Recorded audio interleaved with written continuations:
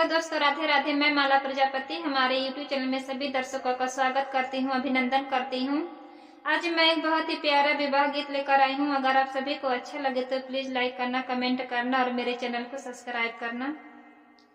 बेटी के बाबा जेवर खोज निकले हो, बेटी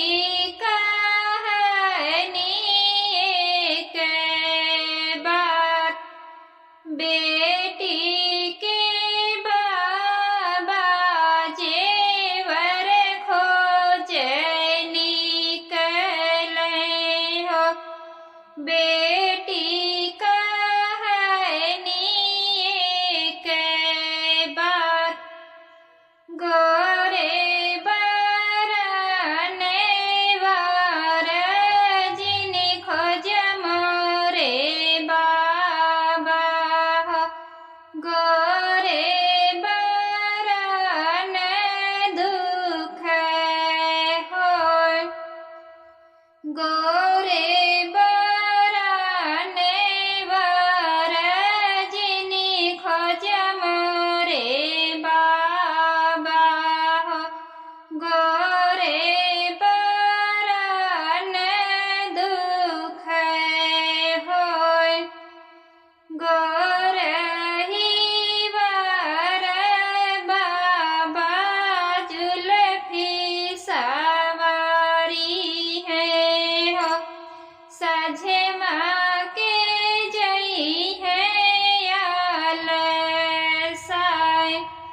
दिन भर मोरे बाबा जुल्फी सवारी है हो, साझेवा के जई है आल साय।